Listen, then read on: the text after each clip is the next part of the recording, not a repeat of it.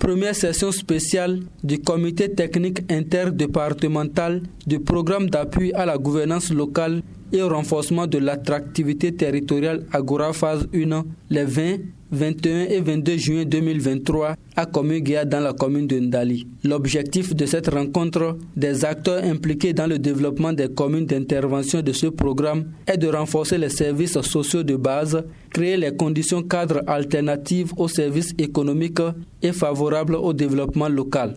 C'est le lieu et le cadre de s'accorder sur des fils conducteurs devant nous permettre de mener efficacement nos activités au besoin de formuler des recommandations pratiques dans le cadre de la mise en œuvre de cette première phase du programme Agora. Il est également important de rappeler que nous devons de plus en plus questionner nos approches d'intervention dans un contexte sécuritaire préoccupant, marqué par les attaques des groupes armés non identifiés dans certaines communes de la zone d'intervention du programme. Les partenaires techniques et financiers de ce programme, notamment la coopération suisse et le consortium Participe RED, se disent heureux de cette session spéciale du comité technique interdépartemental. Sur les thématiques, nouvelles thématiques, je dirais, depuis ASCOL qu'on a maintenant avec Agora, qui sont surtout sur la thématique de la sécurité, dans un sens très large, sur la thématique du changement climatique et la dégradation de l'environnement, mais aussi sur le développement économique local dans les communes. Je pense que ces trois thématiques qu'on a largement discutées pendant ce comité sont très très d'actualité. En mutualisant nos expériences et nos compétences, nous pensons apporter une valeur importante, inestimable, dans le développement des approches et outils qui sont prévus et qui sont indispensables pour le succès du programme.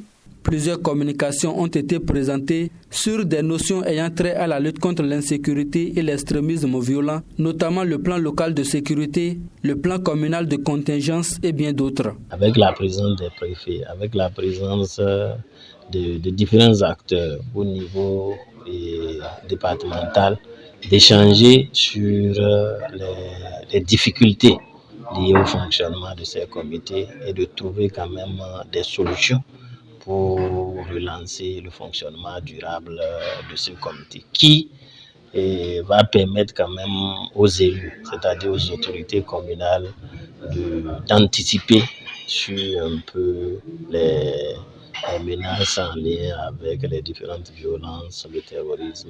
Qu'est-ce que le plan de contingence doit contenir, son processus d'élaboration, et aussi pour ce qui concerne les plateformes, l'on s'est attelé à rappeler à l'assistance un peu les attributions, le fonctionnement et la composition de ces plateformes. Les 3 jours de travaux ont été fructueux. Nous avons échangé sur comment élaborer le PCC, comment mettre en œuvre les PCC en tenant compte des réalités de nos populations.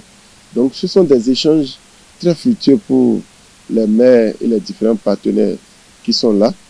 C'est pour dire que ces journées de la session du comité technique interdépartemental sont très fructueuses pour nos communes.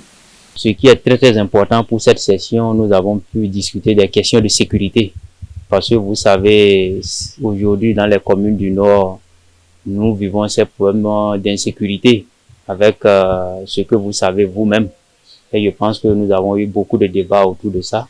Et nous avons pensé à l'installation des comités locaux de sécurité au niveau de chaque commune pour pouvoir avoir des informations et gérer au temps opportun. La mise en œuvre de ces recommandations permettra quand même aux différents acteurs et aux acteurs de la commune de mettre en pratique ces activités qui vont booster le développement de la commune et maintenir la sécurité au niveau de ces départements. La phase 1 du programme d'appui à la gouvernance locale et au renforcement de l'attractivité territoriale Agora prend en compte 27 communes des 4 départements du Nord Bénin. Il intervient dans plusieurs domaines, dont la maîtrise d'ouvrages communal, la fourniture de services publics sociaux aux populations, en matière d'éducation, la santé, l'état civil, le renforcement et la prévention de l'extrémisme violent, la coopération transfrontalière et bien d'autres.